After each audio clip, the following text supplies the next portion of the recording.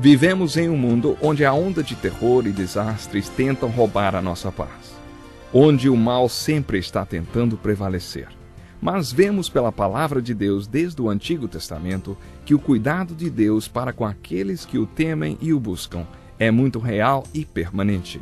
Fique atento a mais um programa Encontro com a Palavra. Aqui apresentamos a palavra de Deus como resposta a todas as mais difíceis questões da vida. Agora com você, Pastor Edson Bruno.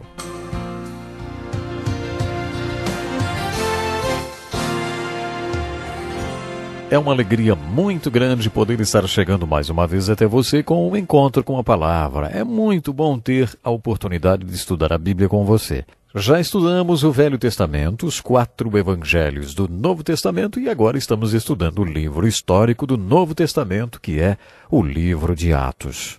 No último programa falamos sobre a filosofia da pregação de Paulo. Depois de sua experiência em Corinto, Paulo nunca mais pregou como tinha pregado em Atenas. Na sua ida de Atenas para Corinto, ele aprendeu algo que mudou toda a sua filosofia de pregação. Ele passou a contar a história da sua conversão, de como encontrou Jesus, o Cristo ressurreto, na estrada de Damasco e como esse encontro com Cristo mudou sua vida completamente. Dessa forma, contando sua experiência com Deus, ele anunciava a mensagem do Evangelho. No final da sua primeira carta aos Coríntios, Paulo deixou bem clara qual era a sua mensagem. Ele disse: Irmãos, quero lembrar-lhes o Evangelho que lhes preguei, o qual vocês receberam e no qual estão firmes. Por meio deste Evangelho vocês são salvos, desde que se apeguem firmemente à palavra que lhes preguei. Caso contrário, vocês têm crido em vão. Pois o que primeiramente lhes transmiti foi o que recebi, que Cristo morreu pelos nossos pecados, segundo as Escrituras, foi sepultado e ressuscitou no 3º dia, segundo as Escrituras, e apareceu a Pedro, depois aos 12, depois destes apareceu também a mim, como a um que nasceu fora de tempo.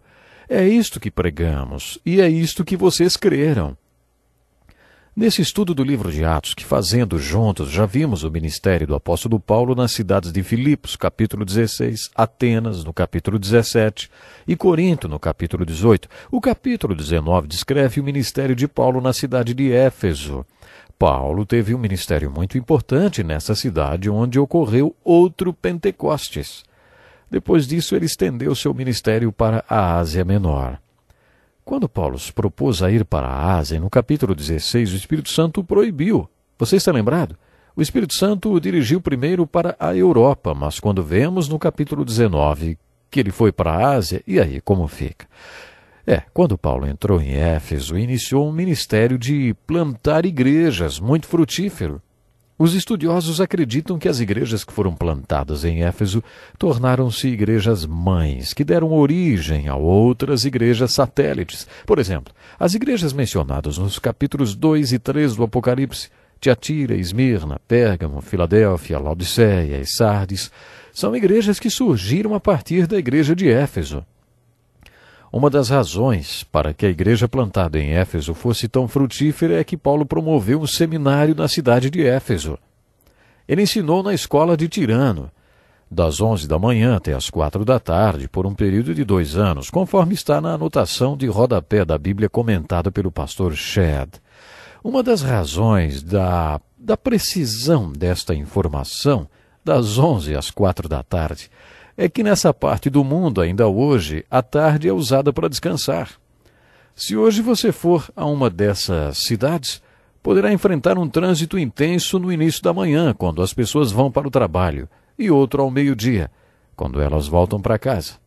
O horário de almoço deles é bem grande, depois voltam para o trabalho no final da tarde. E aí o trânsito fica intenso novamente. E ficará também tarde da noite, quando eles voltam para casa. Eles costumam jantar tarde, por volta das 10 da noite. Hoje ainda é assim por causa do intenso calor durante o dia. Quando Paulo estava em Éfeso, trabalhou confeccionando tendas. Os velhos rabinos sempre tinham uma ocupação e Paulo aprendeu a fazer tendas. Com exceção da igreja de Éfeso, Paulo não recebia ajuda das igrejas onde ministrava, principalmente das igrejas dos povos gentios que não tinham maturidade espiritual. Quando Paulo estava em Éfeso, ao invés de receber ajuda da igreja, ele fazia tendas e provavelmente também ensinava na escola das 11 às 4 da tarde, horário em que a escola estava desocupada por causa do calor e ele podia dar aulas. O pastor da igreja de Colossos era um homem chamado Epáfras, e Paulo colocou Timóteo como pastor na igreja de Éfeso.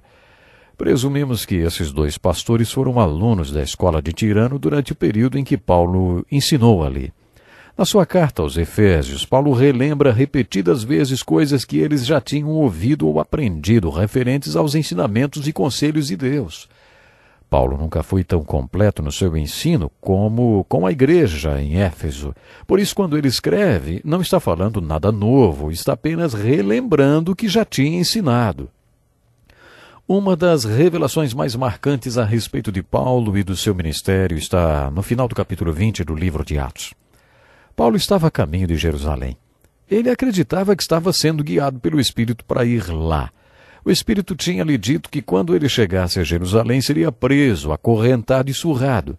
No caminho, muitas pessoas se aproximaram dele dizendo que haviam sido alertadas pelo Espírito Santo sobre o que ele enfrentaria em Jerusalém. Paulo explicou que o Espírito já tinha lhe avisado sobre tudo o que enfrentaria. Ele estava indo para Jerusalém compelido pelo Espírito. Quando chegou em Mileto, uma região próxima a Éfeso, percebeu que jamais voltaria a Éfeso novamente.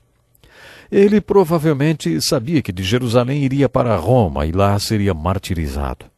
Assim, mandou chamar os líderes da igreja e nas praias de Mileto, perto de Éfeso, Paulo se reuniu mais uma vez com a liderança da igreja de Éfeso para se despedir.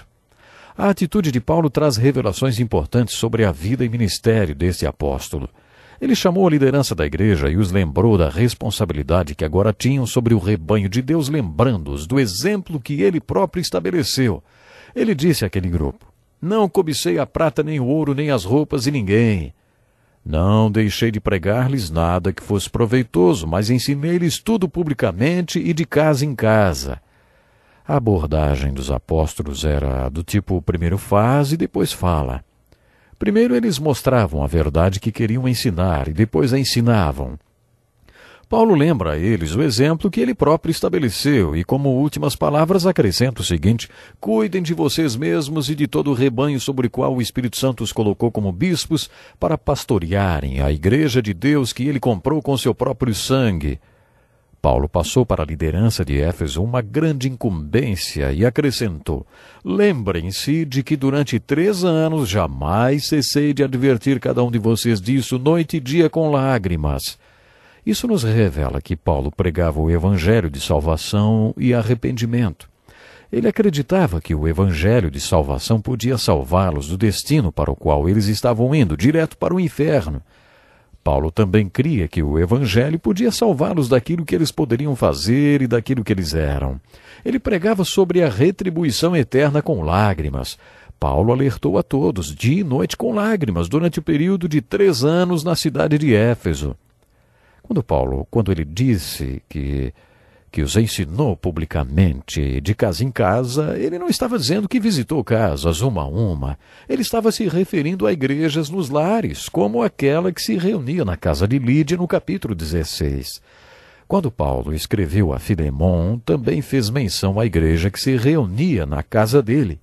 No Novo Testamento, Paulo fala sobre a igreja que se reunia nos lares 8 vezes. Hoje existe um movimento mundial que promove a reunião da igreja nos lares. A maior igreja do mundo hoje é a igreja de Seul, na Coreia. A igreja de Seul possui mais de 500 mil pessoas e o seu segredo é o que chamamos hoje de grupos nos lares ou grupo de células. O movimento da igreja nos lares ou o movimento da igreja em células. A igreja em células foi o que fez a igreja de Seul, na Coreia, ser a maior igreja do mundo. Tudo aconteceu conforme eu entendo, porque o pastor estava doente demais para fazer tudo sozinho. Ele não podia ser aquele super pastor para a sua igreja. Por isso, delegou a responsabilidade do rebanho para outras pessoas, para os vários líderes. Às quartas-feiras, ele se reunia com os 24 mil líderes e passava para eles a estratégia da igreja. Esses líderes passavam a estratégia para suas igrejas nos lares, as células. No domingo, todos se reuniam no grande templo. Eles tinham uma congregação de milhares de pessoas porque já tinham se reunido antes nos lares. Este era o padrão da igreja na sua primeira geração. E foi isso que Paulo quis dizer quando disse: "Ensinei-lhes tudo publicamente de casa em casa." Aquela última reunião de Paulo com os Efésios era provavelmente com os pastores de todas aquelas igrejas nas casas, nos lares, de todas aquelas células, vamos dizer assim. Aparentemente foi assim que a igreja de Éfeso foi estruturada. As últimas palavras de Paulo para os líderes de Éfeso foram muito bonitas. Agora eu os entrego a Deus e a palavra da sua graça, que pode edificá-los e dar-lhes herança entre todos os que são santificados. Em tudo o que fiz, mostrei-lhes que, mediante trabalho árduo, devemos ajudar os fracos, lembrando as palavras do próprio Senhor Jesus que disse: há maior felicidade em dar do que em receber. Como já mencionamos, Paulo trabalhou em Éfeso fabricando tendas e não aceitou nenhum tostão de ninguém. Ninguém podia acusá-lo de pregar e ensinar para ganhar algo de alguém. Vocês mesmos sabem que estas minhas mãos supriram minhas necessidades e as de meus companheiros, ele diz. Além de se sustentar, Paulo ainda sustentou todo o seu grupo de missionários porque queria que eles aprendessem sobre a verdade de Jesus. Há maior felicidade em dar do que em receber. Essa é uma das motivações que se tem de se trabalhar ou para se trabalhar. Se você trabalha duro e ganha o seu dinheiro, você tem algo para dar e pode aprender que é mais abençoado aquele que dá do que o que recebe. Lemos nesse texto de Atos que Paulo disse aos líderes efésios que não os veria mais. Todos choraram muito e, abraçando-o, o beijaram. O que mais os entristeceu foi a declaração de que nunca mais veriam a sua face. Então o acompanharam até o navio. Assim está escrito. Sabe, essa cena nos revela uma característica muito bonita do ministério do apóstolo Paulo e também da verdadeira koinonia, ou comunhão, que existiu na primeira geração das igrejas do Novo Testamento. Infelizmente eu tenho que encerrar o programa de hoje. Mas antes, deixo como desafio as palavras de Paulo. Agora eu os entrego a Deus e a palavra da sua graça, que pode edificá-los e dar-lhes herança entre todos os que são santificados. Que a graça do Senhor esteja sobre você e o faça crescer. Escreva-nos. Gostaríamos de saber se você está crescendo na sua fé. Você tem alguma dúvida que gostaria que respondêssemos? Então nos escreva hoje mesmo. Muito obrigado por sua atenção. Esperamos sinceramente por você para o próximo encontro com a palavra. Eu espero que você possa realmente estar crescendo dia após dia, aprendendo com o nosso encontro com a palavra. Deus lhe abençoe e até lá.